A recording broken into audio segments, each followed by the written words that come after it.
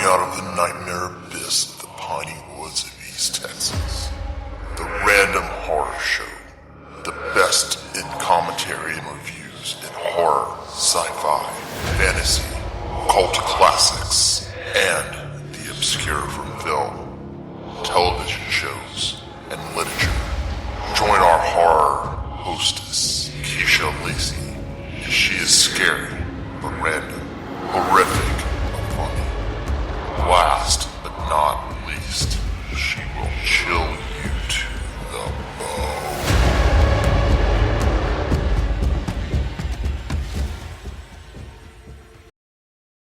Hey everybody, this is your horror host Keisha Lacey, and welcome back to the Random Horror Show.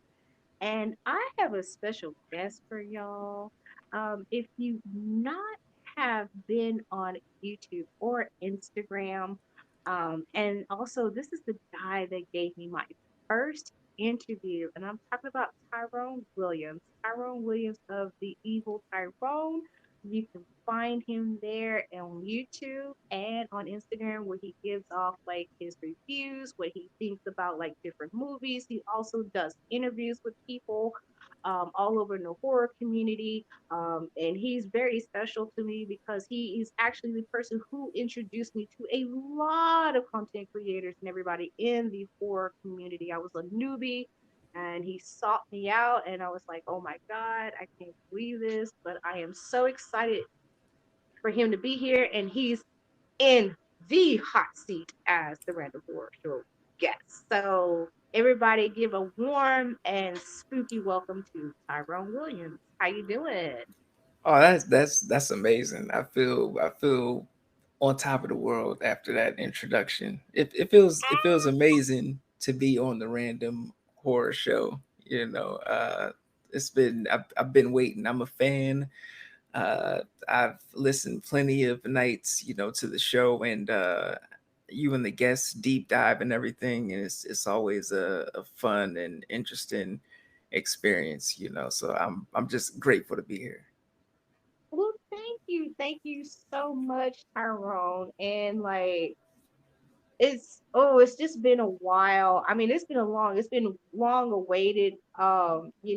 Particularly, you've been seeking and watching people and that is in the horror community. I mean, you had, some really great guests like Avon Littles. I forgot the little girl's name, but she is fire.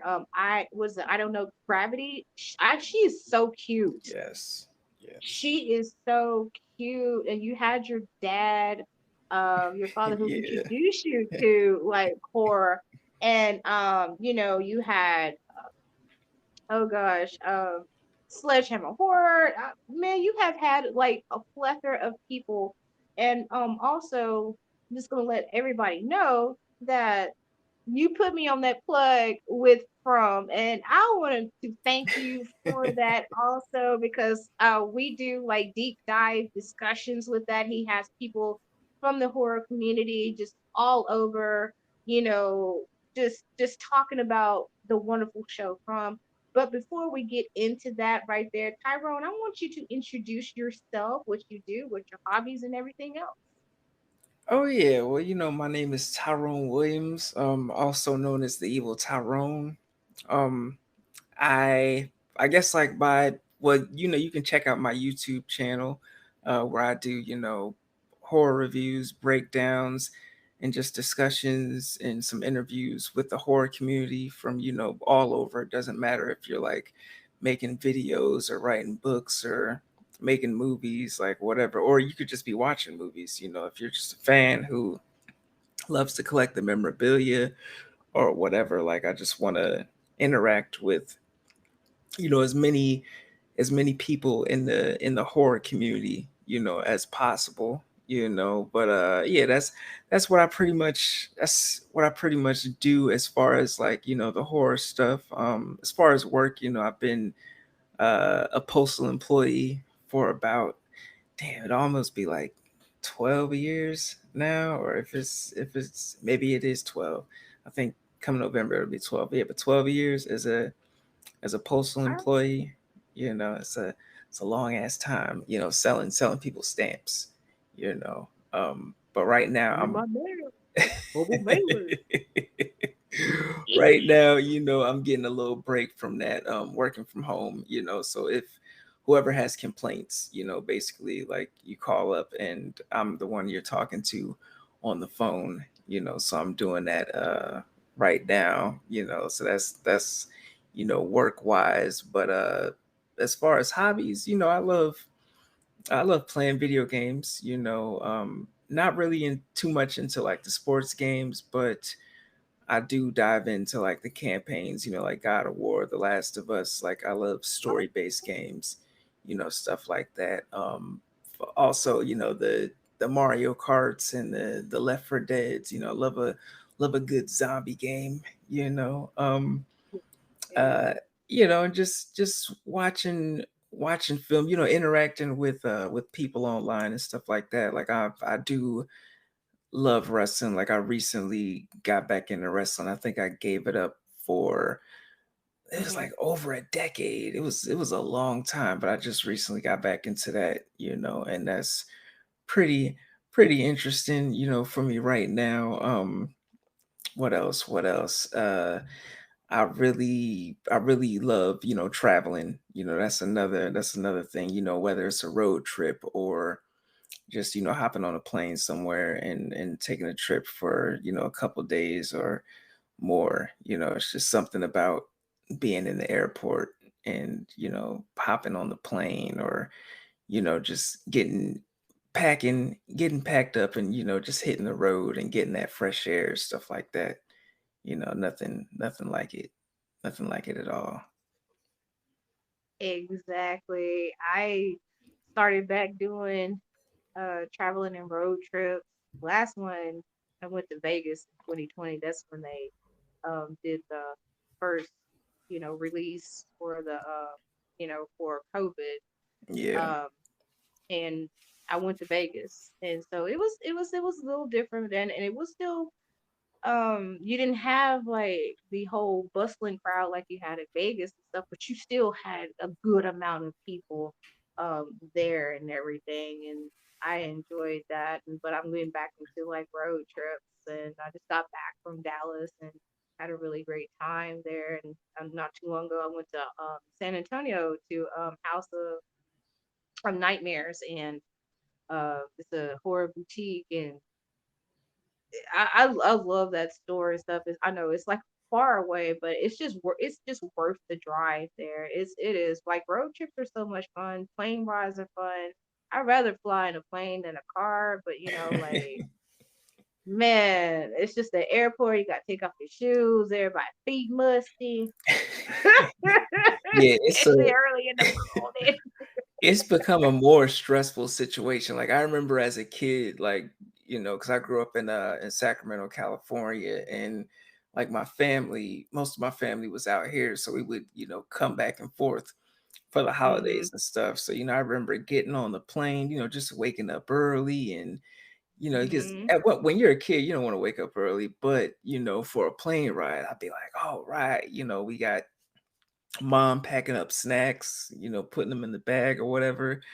Then you wait in line. And as an adult, I'm like, all right, hurry up, motherfuckers. But back then I was scared because you get to it just be a lot of different factors when you're the one who's planning this shit, like you got to make sure the car rental is on time.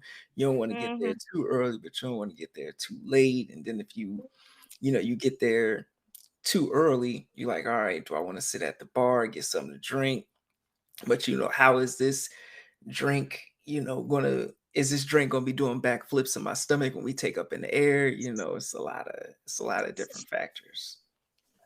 I don't like using airplane bathrooms. It's just funky to me. I was just like, it's already funky as it is, but then it just have a funky feeling when I use it. I'm just like, oh my gosh, there's no, there's I'm not on the ground, and Because it's it's just no it's just escape. so weird. It's just weird on my body. But you mentioned video games, bro. Did you see that Mortal Kombat one that's coming out? And I have literally retired from playing video games. But when I seen that MK1, baby, Mhm. yeah, it's gonna be getting a damn PS5, and It's be buying definitely it and but everything.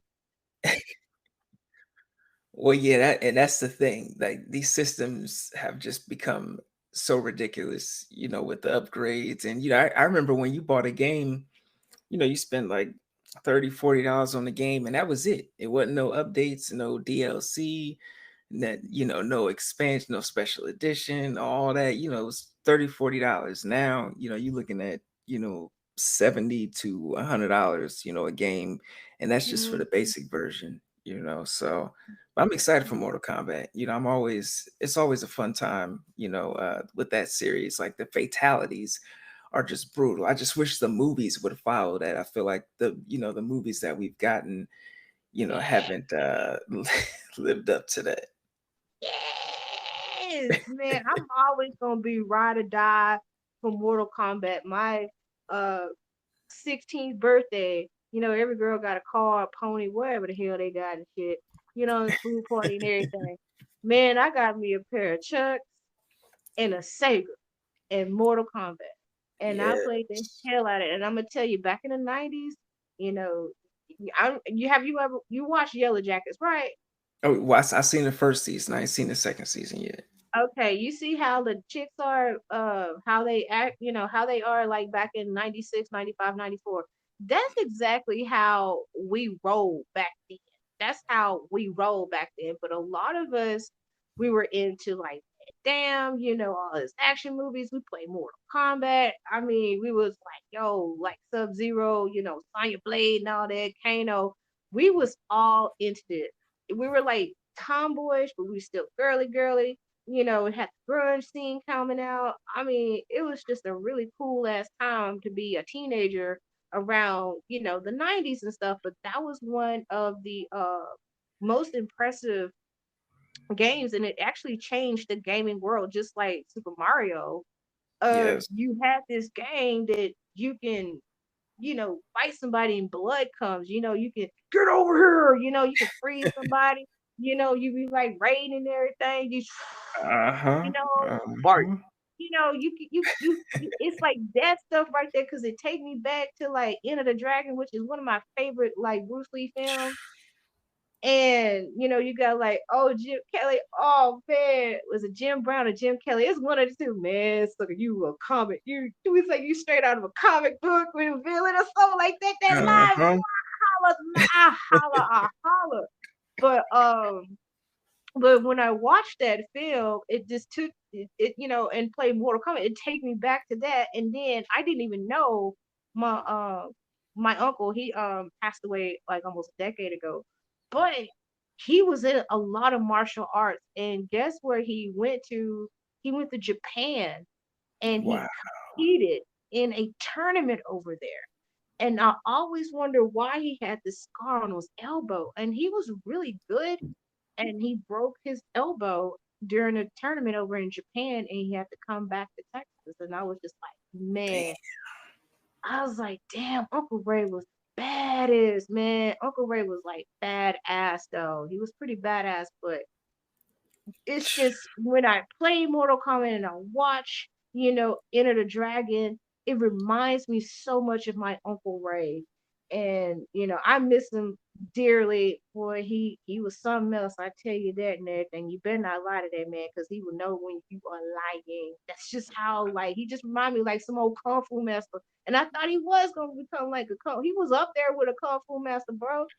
Like, Oh yeah. but Especially back yeah, then. We had a lot of that content. yeah, but he sadly he passed away, and and I didn't get a chance to uh visit him, and I was very close in the Houston area, and at the time I was married, a little personal and everything, and I'm just like, and I told my husband at the time, I was like, I gotta stop at my uncle's house. I was like, something ain't right. Like Mm. somebody didn't even know he was sick, and he didn't even want to stop, and I was like, motherfucker. And then that's when I found out he was super sick, and it was just a really bad time during my marriage, but you know, I was like, man, that's my Uncle Ray though, and Mm-hmm. I seen him last time I seen him was at his funeral, and but I had a dream about him and stuff, so he let me know that he was all right. And I was like, all right, damn, right, you cool, you know, glad you know, you in peace now, you know what I'm saying? But yeah, but yeah, that I mean, Mortal Kombat, I love it. It just reminds me so much of my uncle. But moving on and everything. So Well, who was your what should we favorite character? Who was your favorite Mortal Kombat character? okay now? Okay. I'm gonna be like I'm an OG with it and everything. Melina. Melina is Okay. my favorite, and Shiva and Kung Lao. Okay. Okay. Yeah, I like it. I like it. Shiva is something about Shiva and Melina because they're villain. They're villainous. You know what I'm saying? I mean, yeah, I like Katana with her fans and shit and everything, but it was just something about Melina though. You know, she had the size. You know, looking like Electra. You know, with the size and shit. And Mm-hmm. so she was a clone of Katana. And of course, she had that Tarkan. I can't even pronounce. Like she was like Baraka, like race the people. But Oh I yeah. think she was like so badass with it that like people hated her because she looked like that. But god dang, she was like a fucking amazing fighter. Oh yeah. We need that in live action, but done right. Done right. Exactly. And Shiva, I played her in MK3. She had 4 arms and I was like, she got this mohawk and everything. And I was like, man, she really can tear a dude ass apart and other things too. But I'm just saying, but she was badass with that damn stomp no boom boom. She teleported, bam, she was on you Mm-hmm. like and Kung Lao, it was something about Kung Lao. Like I love Liu Kang, but Kung Lao with that hat, bro. That hat now. You can't fuck with nobody with that damn hat. No, Look, but Mortal Kombat had some legendary hats, so but Kung Lao, it was undeniable. I Undeniable. know, man. Kung Lao. I hated that. Like it was a couple of like alternative, storylines of MK that he did die.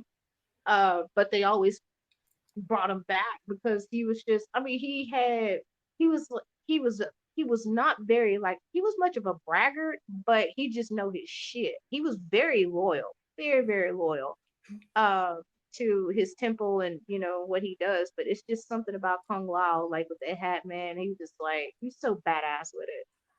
I'll mess a motherfucker up with Kung Lao and Melina. And oh yeah, and my daughter, she loves Mortal Kombat too. And when she was little, man, man, she used to beat grown men at this game. 8 years old, Wow. beating grown men. She's like, I didn't know what I was doing. I was just pressing buttons and everything. But she loved Mortal Kombat. She does, and That's how we all learn, just pressing the buttons. she learned by pressing buttons. I mean, they was grown men. She whooped their ass. And they get mad at her. I say, don't be getting mad at my baby because she whooped your ass and everything and she 8 years old. Man the fuck up. Uh-huh. It's just a Uh-huh. game, sir. It's just a game. I'll whoop your motherfucking ass. You took your hair on my baby now. Hmm. Yeah, it is not that serious. It's a It's game. not that deep. It's not. It really You isn't. know, But we've all had that time playing with our cousins, and they start throwing the controller. You like, yo, what the fuck is you doing? It's a chill out. It's a game. It ain't no money being bet. No money wagers on the table here. It's just a game. right. This ain't no dice. This ain't no card game. This ain't gambling and stuff. It's just a video game. And y'all Hmm. acting dang fool over and stuff. I'm like, shit, it ain't even Monopoly. And you know how everybody act crazy over Monopoly too. Oh, it's certain games people act a fool over. It just is what it is. And shoot, I'm one of them folks, but I calm down with Monopoly and everything. But yeah, I was one of those when I was younger. I was like, oh man, I'm losing that. But they used to tease me, Miss my brother, my cousin, they teased me and stuff because I was losing. And I was like, you know what? I'm gonna flip this dang board. And I sure did. And I was ready to fight. I was like, God, I was such a sore loser. But you know what? They egged it on. They did. That's what Hmm. bad right there. You egging it on. Now I was all right losing and stuff, but you had to make no. I'm gonna mess both of y'all up.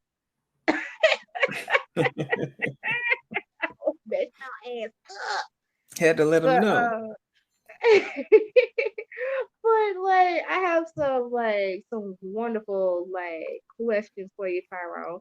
But Okay. I want to ask you what is your intro into horror and what really compelled you to start doing horror content and just spill the tea for us, spill the tea for me and my audience. Oh yeah, oh yeah.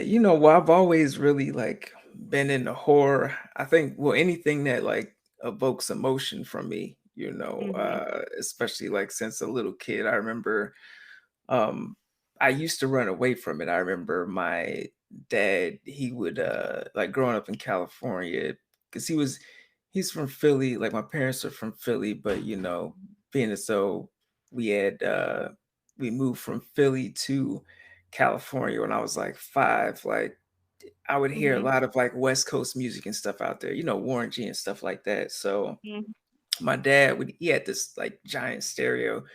He'd be playing this music and just super super explicit stuff, and I just remember shutting the door being like, why is he playing this, or certain things on TV, like why are you watching this and all that. Like I was a strange I was a strange kid, so um but I'd always like anything that like sparked up some sort of fear always like Mhm. intrigued me. So I would see like stuff like Tales from the Crypt Mhm. on the TV, or Michael Jackson's Thriller on the Ooh, TV, Lord. and just be yeah, just be like mesmerized and be like, damn, this shit is really creepy, to the point where I couldn't watch certain things at a certain time of night, because it wouldn't make me feel safe, until I think I it was until I seen uh Child's Play 2.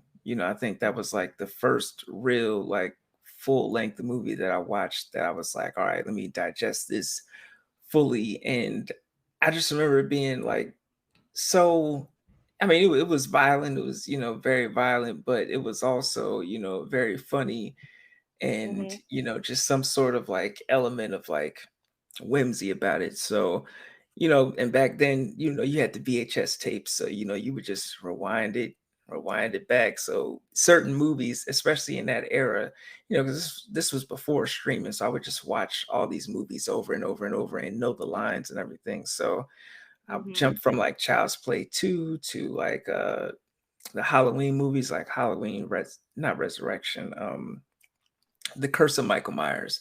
I think that Mhm. was the first Halloween movie, that I had seen. And, to go from that to like Tales from the Hood, and, like the Nightmare on Elm Street and stuff like that. I was like, oh man, this is these movies are just like, it's I don't know, it just does something to like my brain chemistry. And then my dad, he had took me to Blockbuster, and I had finally he was like, "Oh, you ever seen The Evil Dead?"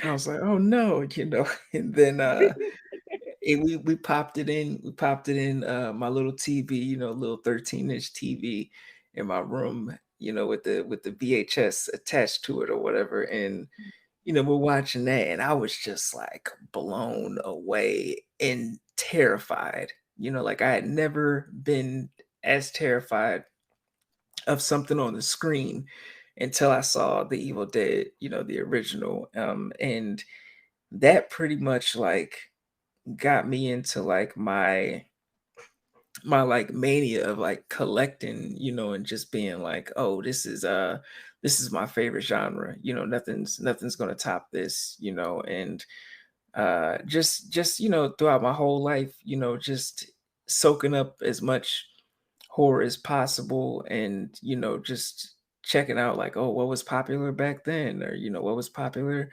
in this decade, and all this stuff. And then dipping into the books and stuff like that, like Goosebumps, and what is it, Are You Afraid of the Dark, and Yes.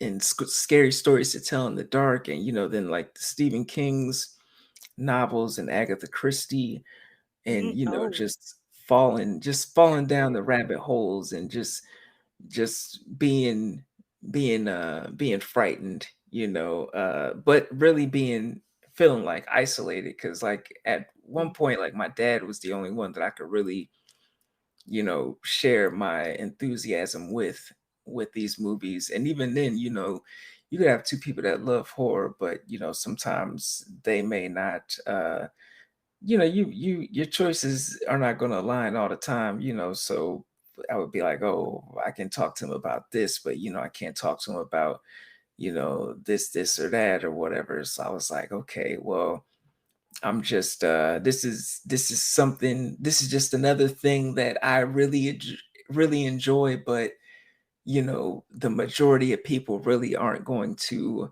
like understand, my love for this thing, especially like hanging over a friend's house and stuff like that, and everyone's like, yo, let's throw a movie on, and I'm recommending, like The Evil Dead, or, Night of the Demons. And, they're up there like, oh no, we gotta watch Juice, or, we gotta watch Poetic Justice, or, something like that, which are classic movies, but, yeah. it wasn't, that I was like, yo, y'all gotta get into this, y'all gotta get into that, and then, just really being, for the most part, like being it really feeling like it was like because I guess like when you really love something, and you don't have like that shared experience or that shared love around you, sometimes you feel like you're the only one who's soaking this stuff up, you're the only one who's really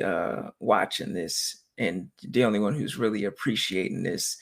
So it was like that for a while, and then I had like, I guess, like I've always been like a loner or a lone wolf, type or Mhm. whatever. So I really didn't start socializing like vastly. Like I had my few best friends or whatever, but I really didn't start branching out until like I got on the internet. And like the first element that I got on the internet from was it that show Big Brother? I don't know if you ever seen it, but they got a chat room in there, and it's just all these people in there, and I would go on there every night, and chat with the people about like the live streams and stuff like that. And then they Mhm. started like introducing me to other people, and it spun off to me meeting, it was this guy called Jelly Nuts, and I don't know why he named himself like Jelly Nuts, but he called himself Jelly Nuts, and um he was like, "Oh Dable. yeah, you." He was like, "Yeah, you gotta meet this dude, Mo Crack or whatever."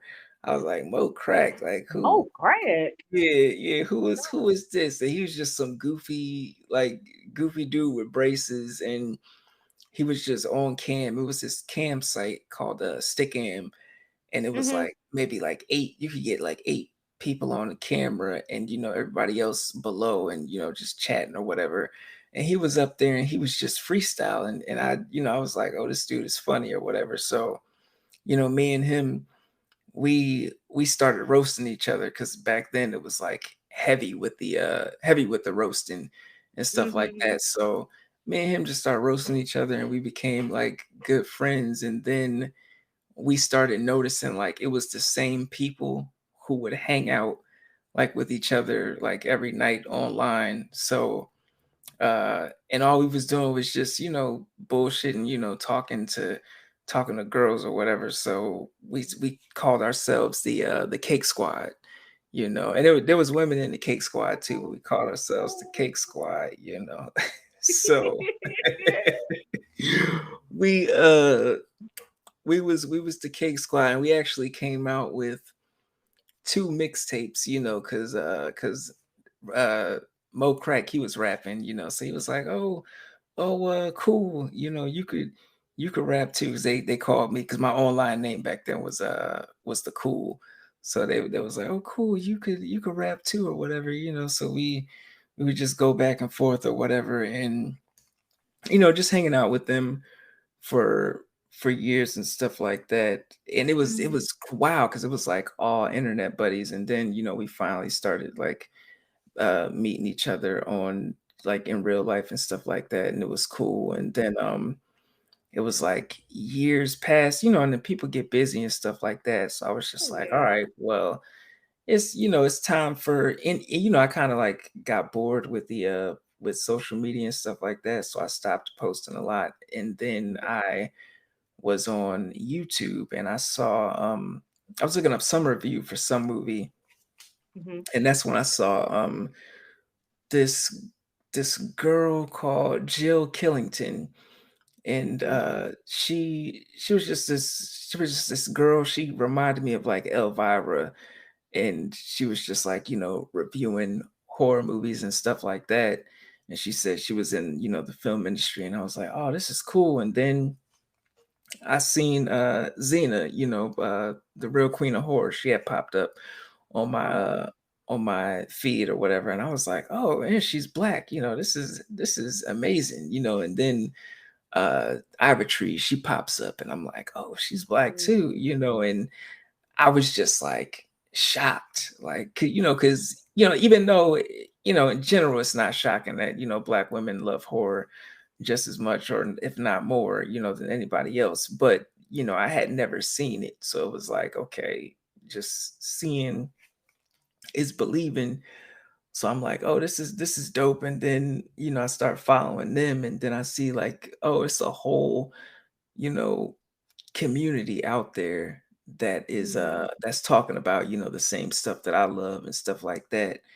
And I was like, oh, this is wild. And then I think that was around the time where like the pandemic, or like the beginning of the pandemic, start popping off or Mhm. whatever. So I was just like, just being a lurker, just following people and watching their videos and stuff like that, but really not like interacting and stuff like that.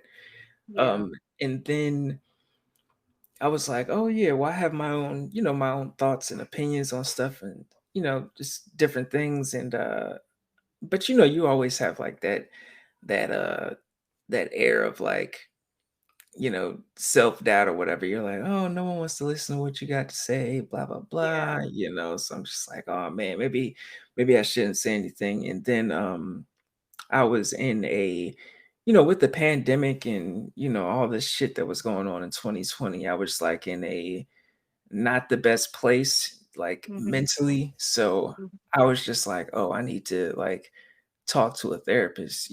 So I think that, well, yeah, with that year I started going to therapy, and Good. just talking about certain things, and which I'm still in therapy. Like it's probably been like 3 years, if not almost 3 years, Mental health is since. very important. Yeah, it is. And I try and tell people, I'm like, it's, you know, you don't have to necessarily feel like you're crazy, or, like all this stuff is going on. It's just, it's dope to have someone who doesn't have a bias towards you to talk Right. about things, and just to bounce your own theories off in your head. Because, sometimes when all we're talking to is ourselves, like it Mhm. can just go all around the world. It's gets a little loopy, but Right. just talking to her, and I was like, okay, well, it's time. She was like, yeah, you got to start, just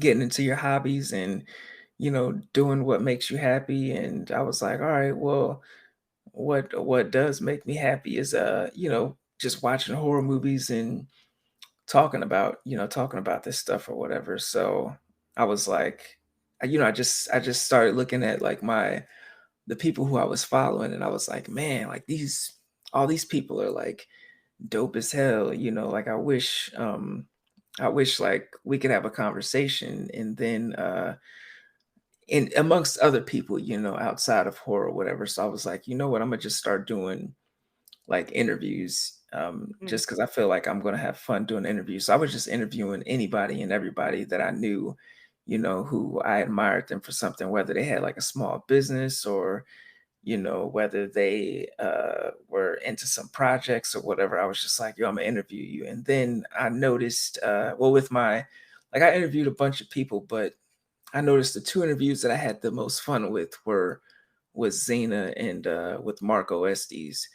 And Mm-hmm. they were the first two that I had interviewed from the horror community. And I was like, man, these interviews like went on, you know, damn near 2 hours or over 2 hours, and I had the most fun with them. So I feel like maybe I should be leaning into that. But then I'm like, oh, well, are there enough people for me to talk to, for me to, start a channel and all that stuff? So, I just started looking and just started falling deeper, down the rabbit hole and, getting outside of my comfort zone. Cause I've always like, I didn't always know, but I've always had like social anxiety, so it's like sometimes it is a challenge, just asking people, who you don't know, like, hey, I'm a fan of your stuff, can I interview you? Can I sit you down and talk about some things for, however long. But to my surprise, like when I started doing it, like a lot of people are like, oh yeah, like, and just I guess getting over that fear of rejection, because if you ask like 100 people, like a certain percentage are going to Mm-hmm. be like, no, or, they're just not going to answer you. But I was surprised at how many yeses I got.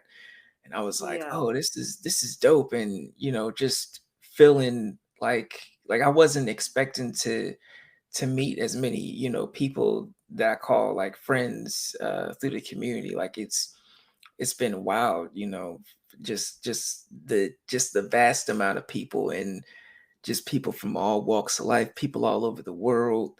Even when I came across your page, I was like, oh, this is dope. I haven't talked to anybody from Texas yet, in the Random Horror Texas show. Like this is crazy, So I remember asking you for an interview and you were like, oh sure, and I'm always nervous. I'm always super nervous before, like doing an interview, talking to someone for like the first time and stuff, especially back then. Like I've like gotten a little bit used to it, now, but back then it was like terrible. But when me and you started chatting and you were just super chill, super down to earth, very funny, very informative, like knowing the names and the backgrounds and all. I'm like, oh, I don't even like there's certain people as like an interview, there's certain people that make your job easier, because they are going to talk and they're going to go in depth and they're going to be very passionate about it, and you're one of those people, so but yeah, just yeah, You. it's true. It's true. That's why I'm so thankful, to be here on the show. Because I before I do interview people, I check out, what they got going on and Mm-hmm. how they are and stuff. And it's been dope, every time, I've got to have you on, that's one of the reasons why I love doing the interviews. But when I started doing the group discussions and things like that, like it just feels like a party with friends, because like the nervousness is over because I've already talked to everybody already and stuff like that. And it's just like, yo, this is where it's at, just people getting on and taking a drink, whether it's wine or some Patron.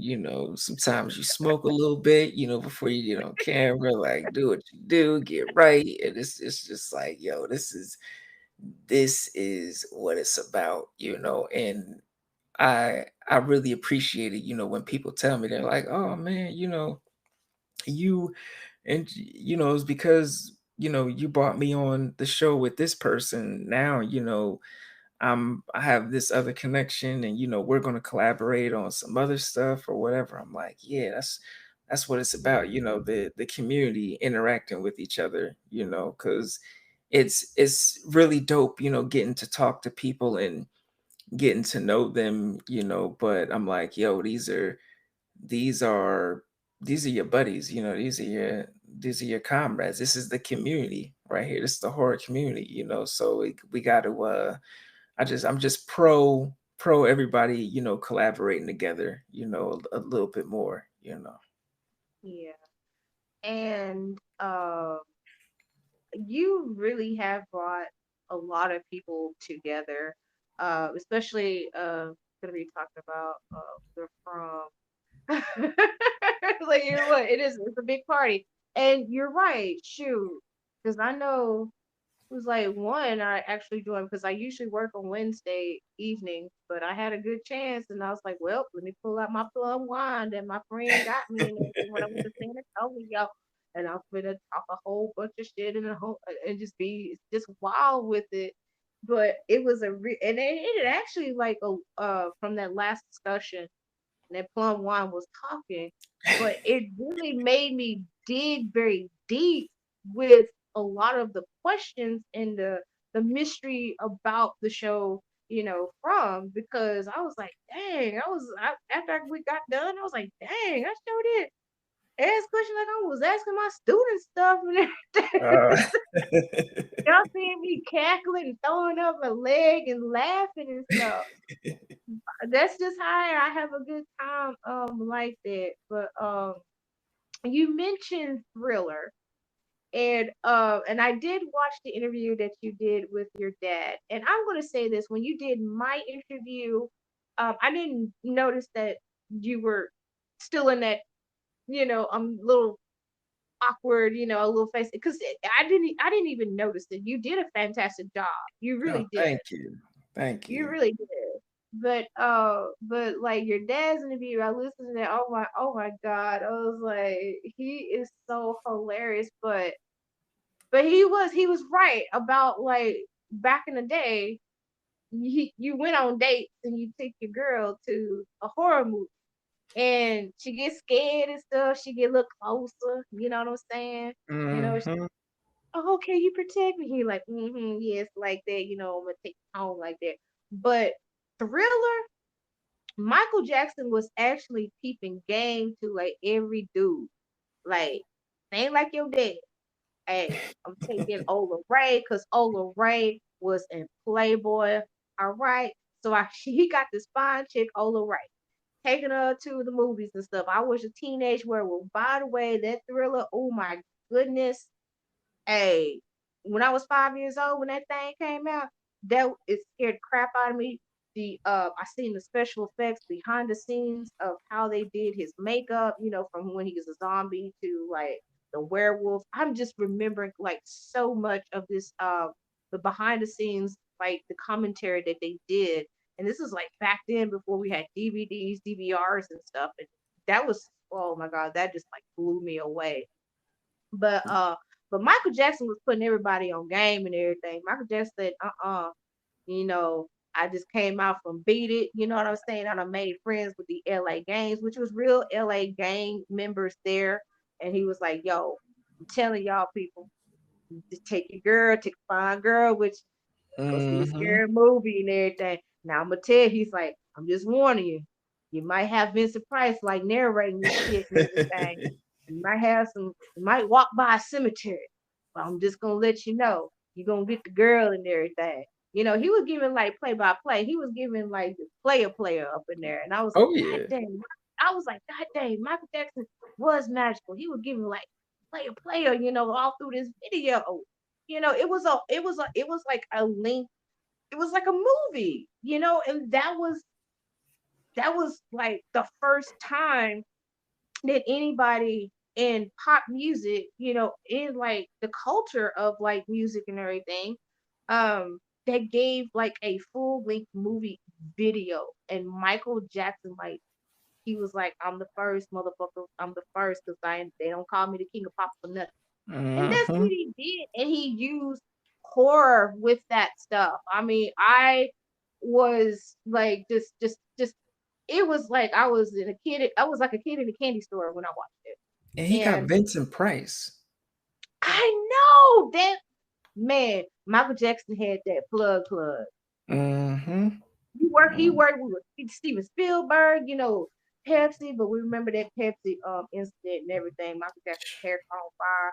Baby, that's when I said, I don't want no Jerry curl. Mm-mm. And I did have one, but I kept that bitch dry as hell. Didn't put no activator, no nothing like that. I was like, I don't want to be like Michael now. That was that's what people were saying. I wanna be like Michael. That was the decline of the curl, the Jerry curl. Yeah, there was. I mean, you had like what's that group? Full Force. The dude that was they was on dang house party and everything.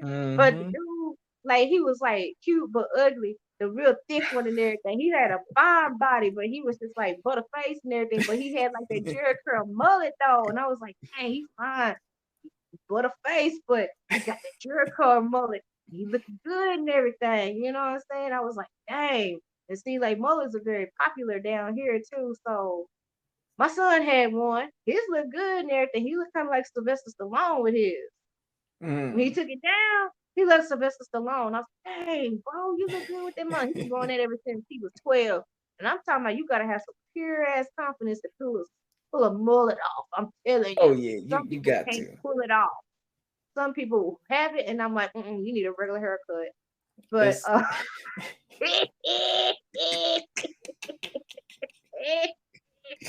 but but yeah, Tyrone, when you're young and you're with your friends and you're into so much horror, and you want to share that with your friends, your buddies, you get excited about it, and they're like, I don't know, but we can watch like Steel Magnolias, or we can watch Soul Food, we can watch Juice, you got the juice now. Everybody hated but you feel like a lone wolf, especially when you're younger.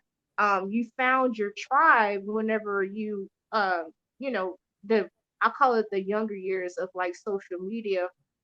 You connected with people, y'all sitting up there throwing beats and everything, some like blah blah blah blah blah blah, and and then it just grew and grew into this what you do. And I love that you show so much passion with your reviews, your interviews. You seeing there's like, oh wow, there's a lot of black women in horror. And we always have been in horror, but it's more of like, how would I put it?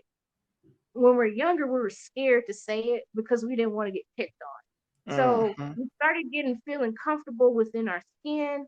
We're what they call it, like the alt kids. We're like the alt black kids. We seeing it right now, and it makes me so proud to like see this. Like, Yes. I fucking love it, and they're not afraid, and I love that. I'm like, thank you, thank you. I mean, we would, back then we were like, yo, we got to set the tone for this and everything. And I see it's blossom. I'm happy. I can die happy now. But yeah, we were picked on, and I know you probably was picked on too. I know you were picked on. You know how that black people don't listen to or watch scary movies and stuff, and you hear the same typical uh the devil, and they be possessing you, and some gonna come out at you. I mean, stuff like that. And horror movies are really, I would put it as movies that actually deal with things like what we deal in real life on a Yeah. reality scale, but it's the same thing that we deal, but it's just on a different level of of art, of a art medium. You have your boogeymans, you have your supernaturals, you have all of that right there, and it has to come from imagination, but also it can come from a place of trauma, pain, Yes. or something that has happened in our childhood. Wes Craven, he's seen this guy that scared the shit out of him when he was a young kid. Guess what? We have Freddy Krueger. And there was also Mhm. like a story behind that in his childhood. I mean, it's like so many things that we have going on in real life, but we never think of it as like it could be a horror. and it could be horror, somebody's horror. It could be somebody's like nightmare, life. And but then when we have it as a medium, an art medium like horror, it's a little bit amped up. It's a little bit out there, but you can still see what's really going on, and that's the reason why I love horror. Uh, it's been one of my like escapes. It's a lot of people's escape. It's Yes. very fun. It's very scary, and like you said, you have an emotional, kind of like I have an emotional attachment to it because is things in horror does like invoke a lot of emotion. Yes, most definitely. Most definitely. All sorts of emotions, especially from genre to genre, you know. Hmm. Very And you wild. have and you have so many different genres, zombie, vampire, werewolf, sci-fi, horror, psychological, art house or horror. Oh gosh, it's like so many subgenres like within the horror community. In movies, books, literature, comics, um, everything you can just think of. It still has horror attached to it, even though when watching Midsummer. I love that movie. That movie, I thought it was a movie that I would not like, but I Yeah. actually love the shit out of Midsummer. And I was like, damn, that blew my mind. It really fucked me up. I was like, damn, this movie fucked me up, bro. And Midsummer's wild as fuck. it is. It's a bear and the whole old girl who put her like pubic hair in old Christian pie and everything. I said, hell, that's something out of hoodoo right there. Down in hoodoo, if you put your period blood or like a piece of your pubic hair in somebody's food that you like and you want them to be attached to you like that, they do Mm-hmm. shit like that. That's like a part of like, hoodoo magic and stuff. And that right there, I was like, oh wow, you know, there's like this culture of like that cult culture, like in Midsummer, and it shares like a same type of culture, just like in hoodoo. And of course, hoodoo is just a mix of African spirituality, Native American, European, Wiccan, everything. So I was just like, damn, that little girl messed me up though. I said, no, she didn't put her little old raggedy little coochie hairs in that boy shit. Oh yeah, you hear that all the time. Watch out, who you receive, food from, and don't like, I think I was on TikTok and they had like some running joke about, eating spaghetti from certain people. It's definitely out there. Cat hair, and everything else. And that's the reason why I say you do not eat it in and everybody's house. You really can't. Oh And no, you see it every day. You see motherfuckers, how they rinse or don't rinse things, or how they prepare their food. I seen somebody cleaning greens in the bathtub, not too long ago on TikTok. no, you don't put no greens in no tub. Everybody ass and booty crumbs and essences been in that tub, baby. No, we don't do that right there. Our country, we don't wash no greens in the tub. You gonna wash them things in that sink. No, it was And somebody. They put ice cream and gummy worms in a toilet bowl. It was like an empty toilet bowl outside, and they just poured all this soda in there. It was, whatever they was trying to make some sweet treat, but it was literally they loaded up this toilet, from top to bottom. when I hear or see stuff like that, and my son run and show me something like, I said, baby, they doing that for likes and clicks. They're trying to get viral and everything else of doing something disgusting like that. I don't know why you be watching that and everything. You know it's stupid. I seen one where this lady, she talking about easy tacos or something like that. So she put all like the meat, the cheese, uh, on the counter, and then she's like, and we're gonna do it like Marble Slab Cold Stone Creamery and stuff. I was like, baby, no. I No, was like, yeah, I not. think I've I seen was something like, similar. I said you doing that to like go viral. You think it's cute. Um, no, ma'am, not the capacity right there. Even like white people down here in the country will look at you crazy and they will call you, girl, bitch, are you crazy? You don't put that shit on no counter like that. They will cuss her out. They will definitely cuss her out. They will look at her and walk out of her house. Like Southern white people do not play.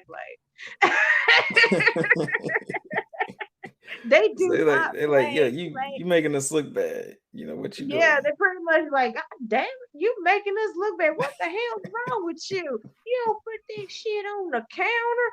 God, boy, yeah, she would get lit. Like down here, she do some stuff like that. She will get lit down here, bad, super bad. Hmm. Make her cry and everything. She would take a page down. That's why when they having the potluck, you just be like, no, I'm good. I'm good. I I got my know, own. especially with the animals in the kitchen and my daughter, she cooks a lot too, and she has a cat, and she better get her ass out of this damn kitchen because I ain't gonna play with her like that. And she will kick her own cat out of the kitchen because she's like, I'm cooking food. You are not coming in here, and that cat obeys too. Stay in that room. Yeah, because how can you explain away, strands and strands and strands of cat hair in the macaroni and cheese? Like it's no Mm-mm. explanation.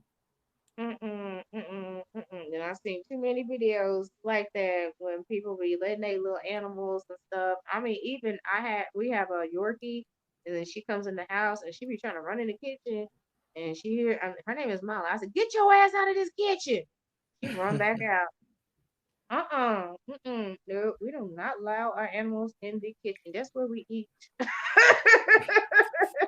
It's You facts. gonna It's be, true. yeah, you gonna be inside, pet. Stay your ass out that kitchen. Because you finna get hurt if you come in that kitchen. That's just how we roll down here. Uh-huh. But I have another great question for you, of course. And what is your favorite horror film or films? I mean, it don't even have to like. It could be three or four. It could be two or one and everything. And it's just none like just specific order or whatever. So it's so you saying my favorite horror film and non-horror film? Like it's just favorite horror film. Like, what is your favorite horror film or films? You know. Oh, okay. I would say, I love High Tension. High Tension is definitely up there. Mm-hmm. The French horror, very they went very brutal with it. I love the twist ending. That's another one of those movies that I put on. Well, I'll look up like the Rotten Tomatoes reviews and be like, damn, I love this movie, but it got such a low rating. Like that's why you just have to realize that the critics don't know everything, so you just like what you like. So yeah, High Tension, Evil Dead is up there. Mm-hmm. The first one, what else? Night of the Demons definitely up there as well. Yeah. Definitely. You know, uh, and then I would have to say, well, Child's Play too. I really enjoyed that one as well. You know, and then Demon Knight. Demon Knight, is classic. That's that Tales from the Crypt film. You You got know, me like wave my hands and like Demon Night, Tales from the Crypt. yeah. Just those raw films. Back then, even something like From Dusk Till Dawn.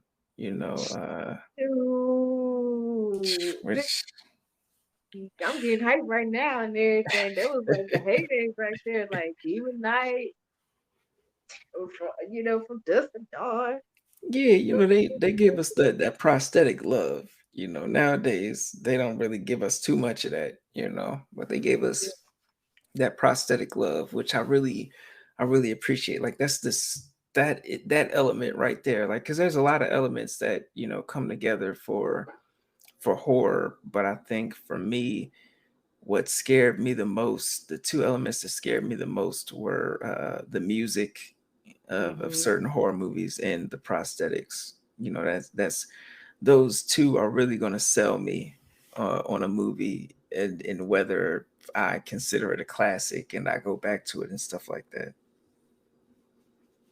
Awesome. And I'm a DJ and I'm really big in music, but music is such a crucial part in horror films, especially if it has like this certain beat or this melody. We can recognize Halloween, John Carpenter's Halloween. We Hmm. recognize that. We're like, oh snap, that's Michael Myers right there. Dun, dun, dun, dun, dun. And then you have like the little what is it, like the little lullaby, uh 1, 2, Freddy's coming for you. It's not really a lullaby, but you know what I'm talking about. I'm trying to think of it. It was on the tip of my tongue. Like Ring Around the Roses, like it's like a nursery rhyme. This, you know, uh, Nightmare on Elm Street, Freddy Krueger. Hmm. Um, and then the prosthetic, man. Thank you so much for recognizing the prosthetics, bro. You got me like, yes, yes, yes, yes. It's It's something about mandatory. it is. It's something about special effects, uh, prosthetics, and makeup. That is a lot of great man hours just put into like different scenes, from bruises to black eyes to a gruesome, bloody, stab wound. And of course, you see that I took a picture with the legendary Tom Savini and everything. And I was just like, my heart was beating though when I met him. And I was like, oh my God, it's Tom Savini. Because seeing his work, growing up watching a lot of horror movies, I could recognize, like, oh snap, it's Tom Savini's work right there. And when you mentioned From Dusk to Dawn, he was Sex Machine. And I like he cracked me up, but he had like that old, like this smooth, like old school Philly like swag with it. And I was like, Hmm. oh, that's Styles and Beanie right there. I was like, oh man, my little heart was that's the reason why my heart was beating, because his portrayal of Sex Machine and From Dusk to Dawn, and then just him just working, doing the special effects, and I'm just like, oh my God, I'm about to pass out. I'm like, damn, and I'm like, meet my husband for the first time or something, or what? Is this an arranged marriage? But yeah, but it was really great meeting Tom Savini. He was really, really nice. I know a lot of people have different stories about him, but I was like, you know what, I don't care. But I was like, yo, I'm just gonna be nice to him, and there it is. But practical effects, I feel that it is very important in like horror movies, because now we have like CGI. There's some CGIs that's really like great, but then you can't do everything CGI. No, you can't. You gotta have like your practical effects. You gotta have those people there. I mean, shit. Who else is going to make shit looks nasty and bloody, and for that creature to be as scary as I don't know what, it's gotta have like, design, the latex, all of that, the man hours behind. I mean, that's what makes it so special about horror, is the makeup, the prosthetics, shit Hmm. didn't computer. I mean, yeah, computers been around since like was like 1930 or something like that. But you seen like the old early 50s, monster movies, sci-fi movies. They used anything from paper clips to string to trick photography. Oh You yeah. have to have a lot of imagination. Somebody with that's very, very creative. I mean, the the creature from the Black Lagoon suit. That's not CGI. Shit. It was raw. Somebody did put that together. Hmm. That's a lot of work. And I have a deep appreciation for it. Really, I have such a mad deep appreciation like that. It's Yeah, like they a, it's definitely like, been killing it. Yeah, they be killing it though. Like you ain't killing it with no CGI blood and all that stuff. No, Which, I'm looking for some special effects makeup. I'm looking for that. well, I'm yeah, looking when for they that. marry them together, like with Mhm. the Evil Dead remake that they did with Fede Mhm. Alvarez, like when Mhm. they focused heavily on prosthetics and they made sure they got that down, but they added some elements of CGI. So I feel like in Mhm. instances like that, like you see how the two can, work together. Yes. Yes. So, Yes. we need more of that. Yes. It's like when you have CGI and special effects, it's like a old 80-some-year-old man with a lot of money, and he with a pretty 20-year-old, chick. Hmm. That was a bad analogy right there, but you get what I'm saying, No, I bro. know I what be you're coming up saying. with the crack, man. I'm random like that, bro. But no, like you can have like some really great effects of just mixing both of the two. You really can, and there's been a couple of movies that have had that that marriage like that, where it was effective. It looked really great.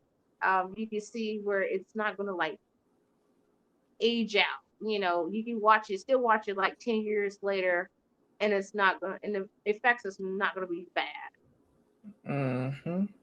Yeah, Yeah. it's more of over like style, because as the years Mhm. go on, uh like special effects and things like that definitely change and get better, and CGI, over time it gets better with advancements, but I feel like if you heavily rely on CGI and not like style and more so prosthetics and things that look a little bit more real, then Mhm. you're bound to have a movie that looks more outdated than it should.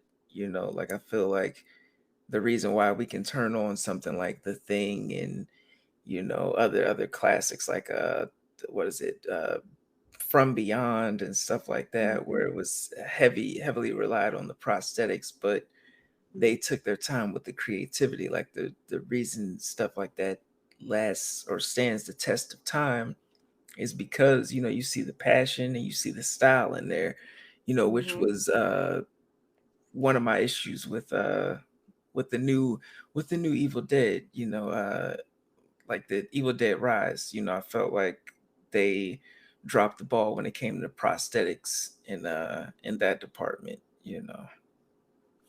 They did. They did. They did. And I was like really impressed with like the prosthetics that they did with the actors. Um Mhm. and I was like, oh my goodness. And it just like have that real feel of just like the original Evil Dead, of where, Sam Raimi and all them, they were like running out of money. And the whole oatmeal, this is what my son told me. He actually watched the Evil Dead, and I told him not to watch it. He was really young. But he watched Army of Darkness, but he know that whole boomstick dial, the whole this here, listen up, primitive screwheads. This here is my boomstick. Man, we fell out laughing when he did that shit. And then he did it in kindergarten, and somebody's like, "Man, I ain't never heard a 5-year-old just did the whole boomstick scene." But he reenacted, and Wow. but he watched the commentary, and I came home from work, and he comes to me, he's like, "Mama, did you know they used oatmeal in Evil Dead with the whole blah, blah, blah, blah?" I was like, wait a minute, you're not even supposed to watch that. But he's like, but I did. I was like, that's not a good movie to watch. I was like, I'd rather for you to watch Army of Darkness, but don't watch Evil Dead. And I hid it and everything. He found it. And I'm just like, but but he remembered everything what they did in the commentary of the special effects, what they used. They used oatmeal for like the whole scene whenever it was like the last act, and they were drying out, it was dead and all that gross green stuff came out. He's like, that was oatmeal. And I was like, dang, this kid really did absorb all this. So even though that movie it's like was like 81, and at the time my son was like around 4 or 5, it impressed him because of Yeah. the special effects and the stuff that they used. I had to, whenever you have to you have to rely on a lot of things, use your imagination with it, and that really impressed him with the oatmeal. And he still remembers. I was like, remember you told me about, he's like, yeah, I remember I told you about that. He has a pretty good memory about things, but the rest of the stuff he's got selective memory on. I'm like, Lord have mercy. But always raise your kids right on horror. But that was like that was a that was an accident right there. I was like, oh my god, he did not watch Evil Dead, because the original scares me too. It still scares me to death. But he was just like, yeah, mom, that movie was scary, but commentary was really great. See, that's how you know he really dived into it and soaked it up when he was soaking up the commentary as well. Because it's And it's he a it's a did. certain club of us. It's only the initiated is going to watch that the behind the scenes and listen to the commentary and stuff like that. Yeah, I know that would trip me out. And he tickled me one day. He's like, "Mom, I'm into like rap metal." I was like, "Well, I did raise y'all on heavy metal and everything, so okay, cool." And and he says the original RoboCop with Peter Weller, he said that was the best one. He liked it, the remake of RoboCop, but it was, to him, it just relied too much on CGI, and he liked the original RoboCop because he felt like it was on point with the story. Yes, like some of the special effects are a little bit outdated, but he said that was just the best one. I mean, he's like, yeah, RoboCop the remake had a slicker gun, everything else like that, but he said it was just the magic of Peter Weller. And of course I told him, I was like, yo, that was like filmed in Dallas. You see the big old like reunion ball and everything. He's like, yo, that's in Dallas. He's like, oh, okay. Well, he got good taste. He got good taste. So it's he does he does sometimes. It's still developing, but some things I'm just like, okay, okay, sir, yeah, you need to go on. You need to go on. But Mhm. what else do you see yourself like a year or 3 years down the road? Particularly with the Evil of Tyrone YouTube and your reviews, your deep dives, your commentary. What do you see yourself within 3 years um, with this, and how do you feel that it will be more of a growing community with horror? Do you feel there's like still like people that's gatekeeping horror, or do you feel that horror is going to expand to newer heights other than just what people saying it's elevated horror? I'm like, shit. I'm like, motherfucker, this bitch been elevated for a long ass time. What you talking about?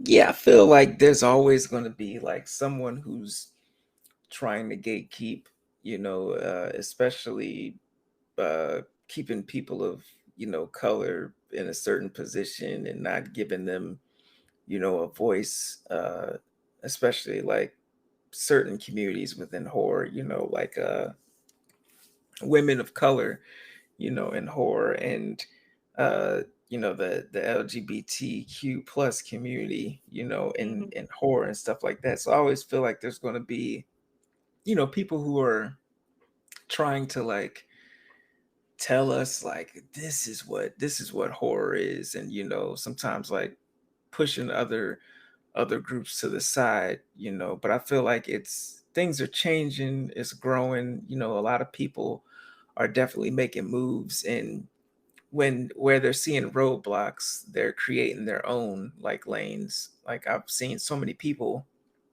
especially of color, this year, like starting up their own stuff, like just directing their own shorts, and writing their own books, and doing their own horror music and stuff like that. Just people are like, oh, I can't wait on this person or to get hooked up with this platform. Like I just got to go out there and do it myself, which definitely inspires me. Like I feel like right now, like I have so much fun doing this stuff and just meeting everybody, and it's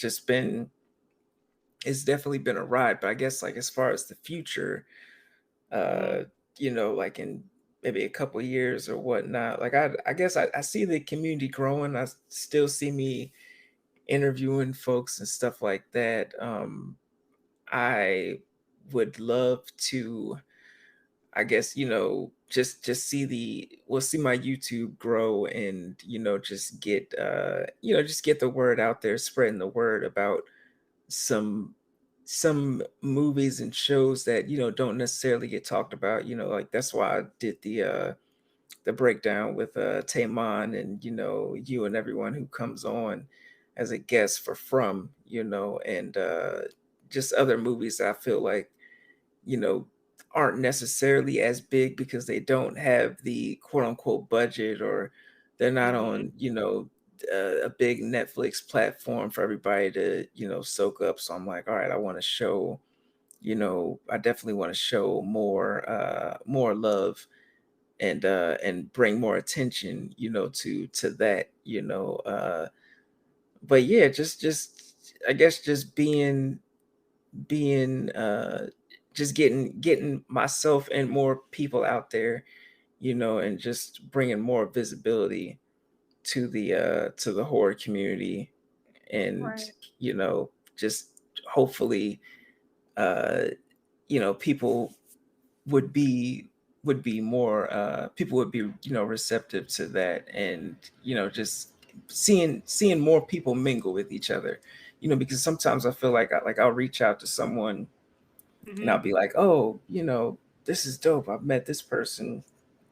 Then I'll reach out to someone else and I'll be like, oh, this is dope, I met this person. But people always they don't always like come together and like, hey, I've seen you. Like they'll, they may like someone's post or comment or whatever, but when you talk about bringing them into a room, they get all nervous and stuff like that. And I'm like, nah, these are your folks. These are your people. Right. So just get in there. But yeah, just you know, just more interviews, and also uh like hosting some public events. Like I would love to get into that space, especially Mm-hmm. uh, providing bigger spaces, bigger safe spaces for the horror community, because I feel like we're out there and we're heavy out there. It's just like people are we've been like so pushed to the underground for so long, that people don't necessarily know, like, hey, we could get together, and it doesn't have to be at one of these cons or whatever, and we could just get together and just celebrate just the genre, and what that's all about to each and every one of us. And it doesn't have to be for Halloween either. It could just be because it's March. Let's just get together and party, and celebrate our love for everything horror, and just come out with your t-shirts and your cosplays and all that, and just have some fun. Like I would love to just and also interview some of my favorite like celebrities in horror, so, and like Tony Todd, and a bunch of other people. Like I would love to have sit downs with them, you know. That'd be like a really dope interview. That'd be like really cool as shit. Because Tony Todd, he's been the Candyman. Man, he has just been in so many like films. It's just ridiculous. And we all know Tony Todd, he had that that voice. He was Mm-hmm. also in Wishmaster. And I was like, "Oh, snap! It's Tony Todd and Wishmaster," and that was Mm-hmm. another. That's a what? Wes Craven film, and that would be like a kick-ass interview. I did. Have you seen was it Horror Noir? I was on show. Oh yeah, I saw it and then I had bought it on Blu-ray because they had it on Amazon, so I have it on Blu-ray. It's amazing, Oh amazing. man, I love that. That's just like I was like, oh man, you could just it was just like so many of like actors and actresses, on that documentary, and which of course is going to lead up to what I'm going to ask you about is how we like horror movies has never been very kind to like people of color, Hmm. and and I'm just like, yep, I'm just agreeing with every one of them. But since this is going to lead into this question right here, yo, how was the blackening? How was the blackening, man? I want to watch that, man. I was like, when the girl said, oh, that's a little bit too much DMX. And I was like, that sound like me right there. Who is it? What you want? I know I'm from Texas. I got a gun. The blackening, it was it was definitely a fun time. Shout out to Bobby Torres for getting me and Jaleesa passes to check it out a little early. But yeah, it was a fun time. It like I walked into it not really knowing what the premise was. Like I just saw the commercial and I was like, oh, this is a horror comedy with black people in it. Mm-hmm. Like I'm interested, I'm sold. So I walked in and just getting to like to digest like the different characters that they had in there and what they represented. And I feel like this movie's extra fun, especially for black people, because there are a lot of jokes that you're only going to get because you're black, because of that shared experience. So Yeah. it definitely Oh. is a good time. Like I cannot wait until you check it out and review it. Like there's certain people's reviews that I'm looking out for, and yours is definitely one of them. Like me and Jaleesa got a spoiler review dropping on, was it Thursday Okay. night? For the I've seen blackening. that. Oh I've yeah. seen that. I was I'm like, I'm not gonna watch y'all's, your review and everything because I want to be surprised. Tyrone, I have some random trivia questions. This is something that I'm just doing, for fun, especially for my guests when I interview them. Some of them are horror, some of them are just random, just out the sky blue questions. And are you ready? Oh yeah, I was born ready. Let's go. Let's All go. right, all right. So I'm gonna give you like a really nice, easy one and everything. So here we go. In the movie Howling 2, Your Sister is a Werewolf, Sybil Danning was also in a cult classic favorite called Reformed Schoolgirls. What was her character's name? Ooh, and in the Howling too. Yeah, she was in the Howling too. She was the blonde with the big old like cassava melons and everything. But she was also in a role called Reformed Schoolgirls. Ooh, Reformed Schoolgirls. You seen that Hmm. before? No, I haven't seen that one. I gotta put that on the list actually. What? It is like it's just the trashiest but the most awesomest movie. It used to come on USA Up All Night. It has Wendy O. Williams. She was the lead singer of the Plasmatics, and Sybil Danning was in this movie, and her role in this movie, uh, she was the warden. She So was what a was her? Sturba. Yeah, A she strip. played she played Sturba in Howling too. Yeah, yeah. See, I think Yeah. they were there's. I don't know if it's like maybe like the non-American version because I reviewed it on was it Letterbox? I gave my rating on Letterbox and like it was a part of the title. Like Sturba was a part of the title Mhm. of the Howling too. But she was in this film called Reformed Schoolgirls, Hmm. All right. and I'll let you look it up and everything. So, like, what was her character's name in Reformed Schoolgirls? Reform schoolgirls. Let's see what's Reformed going School. on here. Reform schoolgirls. Oh, 1980s. Oh, this picture is you know what? I think Michael told me to watch this. Reform schoolgirls. Oh It was yeah, it's somebody awesome. that told me to watch this recently. Let's see. Oh, she was Warden Sutter. Warden Yes, Sutter. that is correct. That is correct. Warden Sutter. Yes, and she was fully clothed in this role, and I know there was a lot of dudes was pretty pissed off because the Tata's like all covered up and everything else. She had Yeah, them she had all. that look for the 80s. You know, she She really definitely had it. did. She really did. All right then. Next question. In the song International Players Ball, what was the whole subject of that song? International Player Ball. It has UGK and Outkast.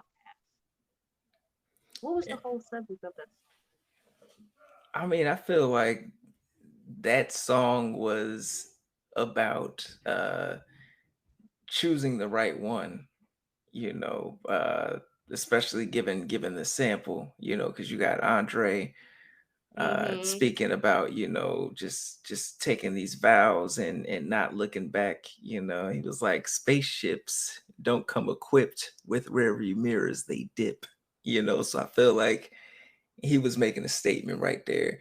And then you got Big Boy talking about, you know, better choose the right one or, you know, pick the kitties up, you know. And I feel like you know, even Bun B's, you know, his verse, you know, sort of amplified that as well. So I feel like it was about choosing the right one, you know, because there's so many options out here and so many people playing, you know. So even when you do choose the right one, there's so many people playing, you know. So I feel like with that song, it's like, yo, choose the right one and don't look back, you know. Keep it, Okay. keep it, and in that way, it's keeping it player as well. You know, you could keep it player in a relationship, but you gotta just staying solid. You know, choosing the right one and staying solid about it, basically. Awesome, awesome. Yes. And it's no like right or wrong answer with that, but that is correct right there. Um Next trivia question. Which one is better? Fruit roll-ups or gushers? Ooh, well, it's the easy one. Gushers, off tops. Gushers are more fun. You know, like I feel like fruit roll-ups, yeah. And I'm a low effort kind of guy. Like I don't eat crabs because I don't feel like going through the hassle of Mm-hmm. cracking the shell and all that. Like I don't want to fight for my food, you know, and I feel like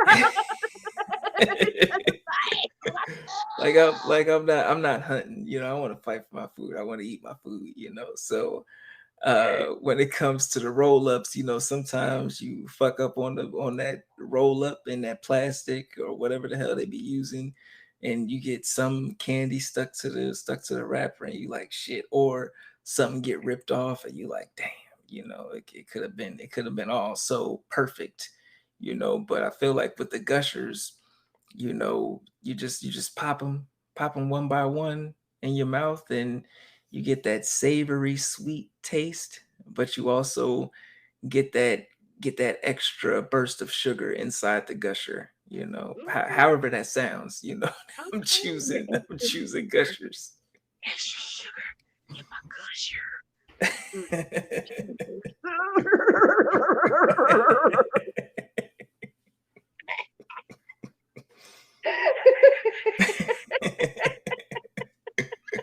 Yeah, it's just something about it. Like I don't know if you ever had a Juicy Lucy before, but No, I have not. it's basically a Juicy Lucy is a hamburger, but they stuff it with cheese, so when they cook it, so when you Oh, bite into it, the cheese pours out, when you bite into it. that sounds so good Oh right there. yeah. I want to grab a hamburger right now and stuff it. It's not Juicy Lucy's, but it's called Juicy's Hamburger. We got some good hamburgers, some good ass beans. There's some Mm. good ass beans up in there with the jalapeno cut up in there. I said, ooh, this is the way how Big Mama be cooking. This is how Oh, Big with Mama with be. the jalapeno. Oh yeah, shit. Big Mama be cooking them beans with the jalapenos in it. I was like, baby, with that meat, baby. Mm, mm, mm, mm, mm, mm, mm.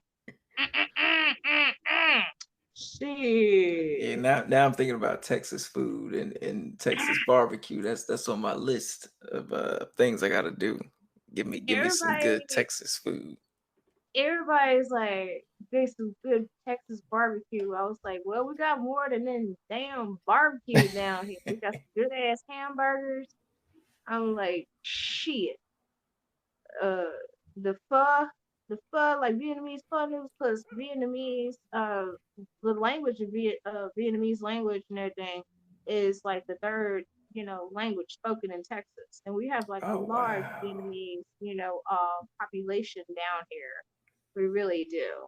So Uh, it's English first, Spanish is second, and Vietnamese. Wow. Well, now I know to get me some pho.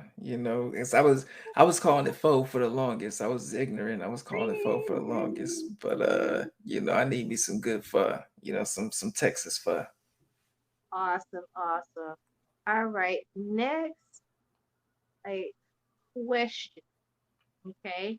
This is more of like kind of like part of you. It's a little personal and everything. Would you say the East Coast is better than the West Coast, or the West Coast is better than the East Coast?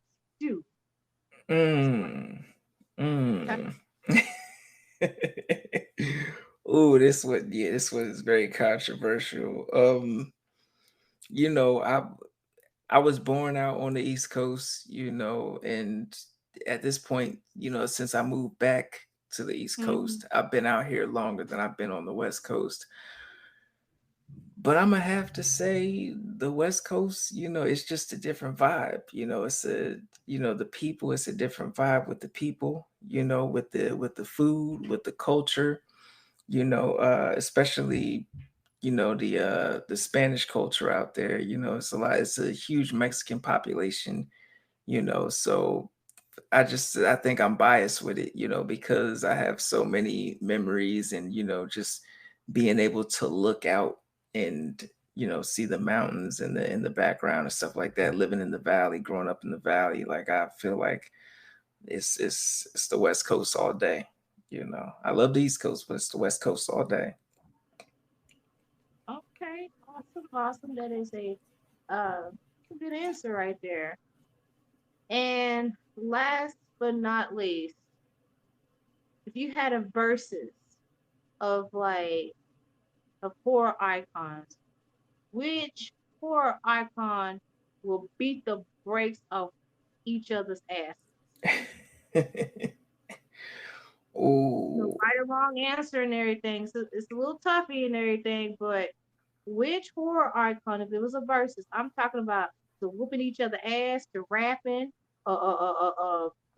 shit, doing marbles and everything, shooting dice, uh, playing pool, dominoes, pinochle and all that and everything, whoop each other like in Mortal Kombat or Monopoly, shit, Yahtzee and everything. Which horror icon would you think that would be like a good match, just a good match for each other? But which one would like would be, who would just beat the brakes off one. Ooh, ooh, ooh, I think I'm. ew. I think I would have to go with Bruce Campbell, Okay. and Ash, his role as Ash. Um, I think I would say Ash versus Freddy Krueger. You know, I think Okay. I think they would. I just think it would be heavily entertaining, because Ash is heavily like physical and comedic and charismatic, and so is Freddie. So well, at least Robert England's Freddie. So I feel like they just seeing them get it in would be very entertaining. Really? Really? Ooh, I'm just gonna like throw this out here. Which one is the better Freddy? Robert England or Jackie Earl Haley playing Ooh, Freddy Krueger? Robert England all the way. Robert England all the way. I just feel like, there's a certain like swag, a certain style, certain energy that Robert England brings, and Mm-hmm. that I feel like it's a little too unfair, Mm-hmm. for the other guy, Jackie because Earl it's Haley? yeah, Jackie, it's just too unfair for him. I feel like if when you're doing a role like that, similar to like the Joker, I feel Mm-hmm. like you can't just like phone it in or play it safe. You have Mm-hmm. to, because Robert England did such an amazing job in that role that you have to make it your own, and like just take it somewhere completely different, similar to what Heath Ledger did with the Joker. Mm-hmm. Like a lot of people were like, oh, Jack Nicholson, but when Heath Ledger came out, it was like, yo, he took it somewhere we ain't never seen it before, Ooh. and he got rewarded, by the with the praise, for it. So I feel like that's what Jackie was missing. I felt like he played it safe, amongst other things. Like there was a lot of issues with that movie for me, but I feel like as far as his character was concerned, Uh-huh. he really didn't, he really didn't take those risks. He really just, I felt like he was just there, and he was trying to get the voice down. I feel like he was just there trying to get the voice down, but wasn't really selling Freddie to me. I think he should have pulled some Rorschach, because he was phenomenal in Watchmen. I liked him in Watchmen now. Like he Exactly. like, yo, that motherfucker fucked a lot of people up in there, Watchmen and everything.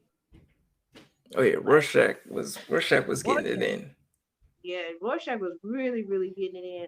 But that I mean, like I know people said like Robert England was like their favorite. That was my mom's favorite also. Mm-hmm. But Jackie Earl Haley, like I feel he did a really good job of being Freddy Krueger, of making us hate, because he was a child killer now. He molested kids, and I felt that Jackie actually did a good job of like that aspect of Freddy Krueger. And I'm gonna like do a breakdown of that too, because I would like to see how people like respond. I mean, people have like overly respond with Robert England, and Robert England been him and Jackie has been in show business for a very long time. But Jackie's been acting ever since he was like a young kid, in Bad News Bears. Um, so I feel that like Jackie actually did like made it to where like I really hate Freddy Krueger, to where like people like I love Freddy Krueger, with Robert England. He does. Robert England does have like a just this charismatic, energy about him. Even I saw his Mm-hmm. back last science fiction movie, and he was it was the terriblest movie, but Robert England was in it. Even whenever he played on B was like badass, like one hit wonder. But I wish they would have like you know in the 80s. It came out in the 80s. It was pretty badass, and it was a large budget. But he played Willie, and we still liked him, even though he was like part of the lizard people. He was the visitors. and he was with the resistance, but we still loved Willie because he had, like Robert, has that charismatic, energy with. I mean, he does, he really do. But I feel, it's pretty debatable on both of them and stuff. How they portray Freddy Krueger. Mm-hmm. Yeah, it It's, really is. I know. There's people that like Jack Earl Haley, people hated him in that role, but I think he did a really good job of making people hate him. He made it. He made me uncomfortable. He well, did. He made. yeah. Oh yeah, he made me uncomfortable. And yeah, I'm telling you, it's like it's some backstories like why he made me feel uncomfortable. But I feel that when I go and do that one, it's gonna be really really deep, and it's gonna be like damn, you know, because because some of the subject matter is something that has happened, to me, in life. Yeah. Yeah, so it's gonna be one of those. It's gonna be one of them motherfuckers.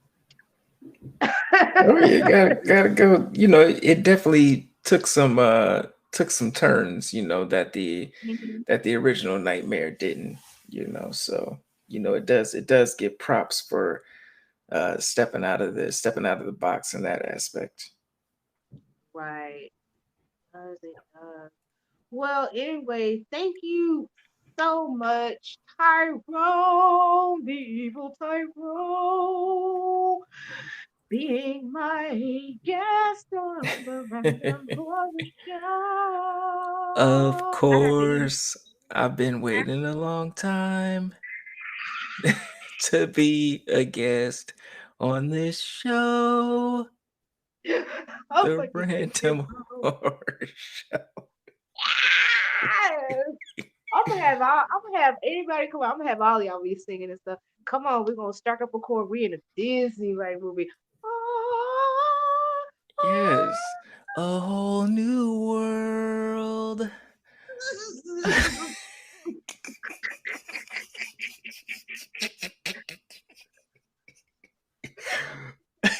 Under the sea, under the sea. Yeah, Oh man. let me not get you a copyright strike. Let me Oh not get Lord. you a copyright strike. Oh Lord. I know, right? Oh my gosh. You can't even sing a tune. Copyright strike. No, you I can't think it's have an action figure in the background. Like Lady Shasha was saying, she had Superman in the background, an action figure, in DC or Warner Brothers. They gave her a strike for that. what? Mm-hmm. Oh my gosh. Oh my god. I don't know. I don't know. On this platform, I believe I mean we can have like licensed music, but we can't have like ads with it. Yeah. So I think like anything goes just as long as you like in your right of doing it, you know. But usually I usually use their music, in the background if I'm doing, a podcast or whatever. But yeah, this is like getting like stupid ridiculous. It's not saying, oh, we're claiming it or whatever. But I understand, there's licensing, just like with movies and different videos, commercials and stuff like that. You have to ask, like, hey, can I borrow your song? Like how much it's worth. I mean, I get it. I really do. I really get it. Stuff, but it's like, damn, we got to do shit on against a blank ass wall. Shit, next thing is gonna be like we have like some kind of logo on our clothes or whatever. Shit, we gotta be like wearing a burlap sack or something hey, how you doing?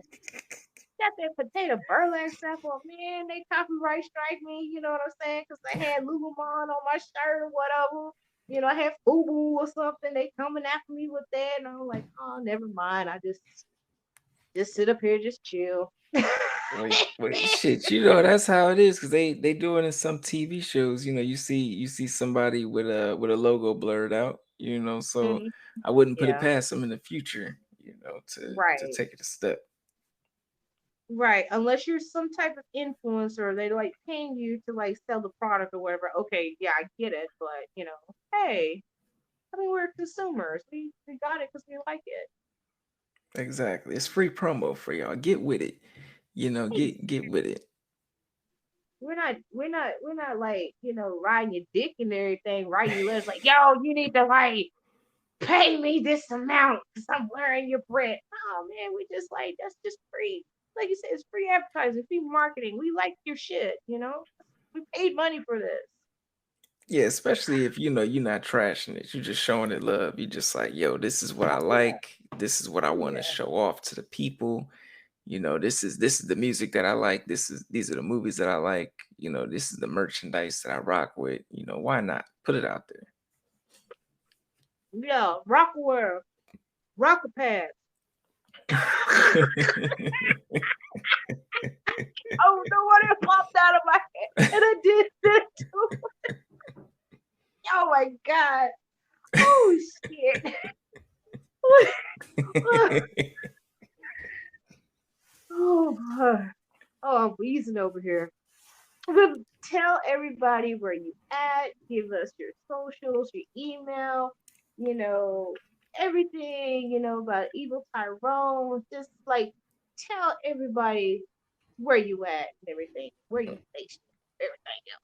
Oh yes, oh yes. Well, my name is the Evil Tyrone. Spelled TheEvol. That's love backwards, Tyrone. And you can check me out on Twitter. You can also check me out on Instagram.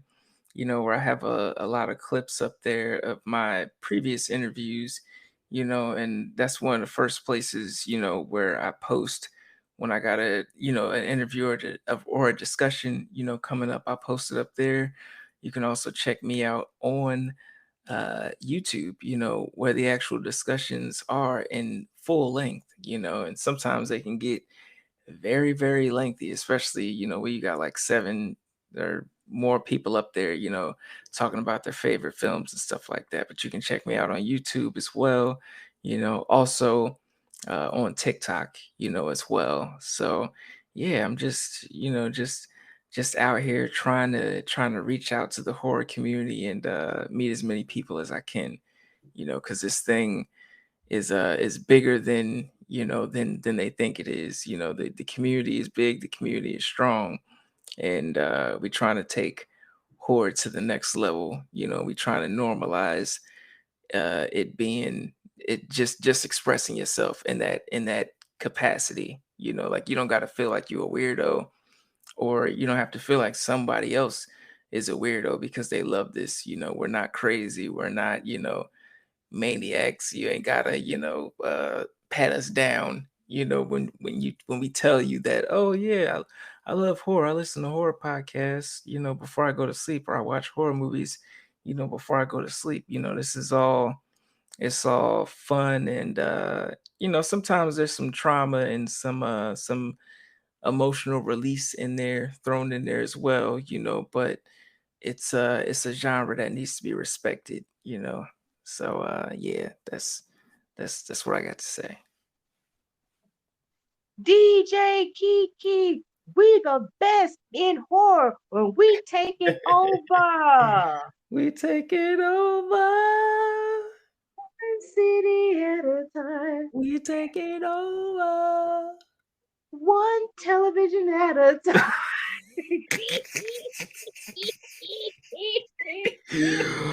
One subscription at a time. We take it One television over. at a And time. We tonight take we on the random horror show, hosted by Keisha. If you hear this is the place to be. You ground zero on one of the places to be. Like I'm not bullshitting when I say this is one of my favorite podcasts, because when she does interviews, she goes deep, in depth, and she asks the questions. You ask some interesting questions, and your guests feel very, very like relaxed, and it's it's a certain level of trust that you have to have with your guests, in order for them to relax and open up and, just to feel like they can be vulnerable in this space. And I want to say, as someone from the horror community, I appreciate you for providing this space, for people to come on and chat it up with you. Oh shit, that just means so much to me. And I just really would just want people when they come on here to feel like they're home, I'm their been their best friend for like 20, 30 years. And I mean, that means a lot to me. And I don't like people, I don't want like people to come up thinking they have to be like uptight and they have like they're in a CNN or like a Fox News like interview or or they feel like they're gonna like they're Oprah or something like that. I don't. I mean, I'm just like, yo, like, come on, this bitch, talk. Everybody want to hear what you doing. This is like your time to shine. I'm just like chilling in my own world, listening to everything. I'm eating some Bucky's ice and everything. When I went to Bucky's like earlier, and we're gonna have a good time. Because I mean, I'm kind of like Sally Good Time, but just on the podcast, but not in real life. I mean, I gave that life up. You know what I'm saying? I gave that life up though, so I'm reformed. But that's Uh-huh. what I want. That's my goal. This is my passion. Um, to strive for y'all just to be yourselves and stuff because we have had too much flack in our lives. People made fun of us or or thought we were crazy or something's wrong with us because we listen to horror or we watch horror movies or whatever whatever we are into that is not consideredly typical norm. And this is just a safe space that I like provide for everybody. I mean, it doesn't matter if you create content, you write novels, you act, anything like that. Come on now. I need to start giving y'all tea or coffee or water, liquor or something. I mean, I wished I had like a studio where I just fly you out like, hey, you want something right here? Shit, and I'll be sitting on my couch, we just be chilling like that. We be talking. You know, Yeah, I need some that's just pho. Get yeah. some I'm like pho. you. I'll be like, you hungry? Go here, go eat, cause I'll be sitting up there eating with you and everything. I'll be eating some candy or whatever. Just straight chilling with you, and we just gonna have a good time on the Random Horror Show. And we talk about horror. We're gonna talk about everything under the sun, and it does not even feel like you're being interviewed. You just chill. You just chilling with me. Hmm.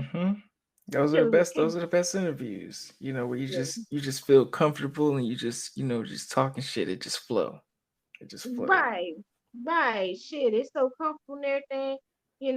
Shit, you gonna take off your shoes. You might, take off your pants and everything. Put your basketball shorts on. Shit, you just be scratching your booty while you sitting there talking to me. That's like, if I had some women, past women guests on there too. They get so comfortable. I was like, girl, take off your bra and everything. You at home and everything. Let's chill.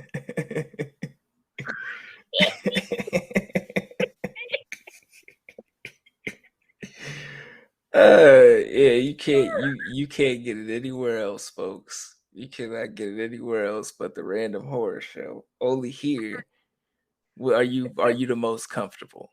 Only here. And God dang you for saying I'm funny. I am not funny. I'm just naturally like this. I don't know. Shit. My kids say, Mama, you funny. I'm like, no, I'm not.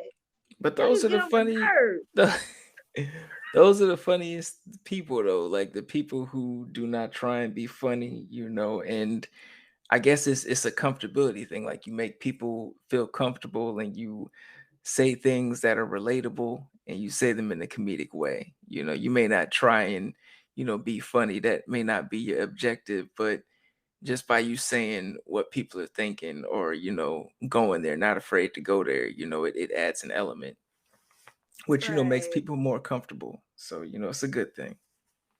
I mean, shit. My students, they just like, I mean, they asked me a question. I was like, well, it's not like lash shampoo giving a lash bath with their clients. So we're teaching them how to, you know, correct ways of providing a service, and they're like, "How much stuff do you know to do?" I said, "Well, just don't Hmm. kill their eyeball with it and everything. I mean, at least it has to set up a little bit more so you can get all the junk off the eye." And they just fell out laughing. I was just like, you hear my twang coming out. Um, but they just cracked up laughing. And I just said it just in the, it was just non comical, but it was just a matter of fact the way how I explained it to them. And they just died laughing. I'm like, what are y'all laughing at? I Yeah, am not because funny. you know what it is? It's because a lot of people they put on multiple filters. I mean, like everybody to a point, has some sort of filter, Hmm. on them. But I feel like there's a lot of people out there, especially people who have a platform to speak. They put like, five different filters on, to the point where when you're speaking to them, it may not be as relatable, or, you may not be as comfortable, or, certain things may not be resonating. But with you, it it feels a little bit more raw, like I know I'm gonna, and it's special because it's raw, but you also know what the fuck you talking about. Like, it's slime motherfuckers don't know what you're talking about, but you know what the fuck you talking about. So Thank you. it is Oh, what it is. shit, that just tickled my little heart. And I got my aunt to like follow you. She subbed on YouTube with the Evil uh Tyrone. She did. Thank And you, thank I, you. I said, Auntie, go hit that button. Since you like to watch them YouTubes, all the reality, like all that. And I was like, Lord have mercy, did she not get time of that? But she be watching them too, so she be watching yours, your YouTube channel also. So yeah. Oh, that means a lot. That definitely means a lot. But yes, everybody, y'all go check out the Evil Tyrone. Thank you so much, Tyrone Williams. You know what I'm saying? Past rapper. He is with the United Postal Service. He's giving excellent customer service. He's also interviewing everybody in the horror community, making like those mad connections with them shits right there. And of course, signing off, I am your horror hostess, Keisha Lacey, and this is the Random Horror.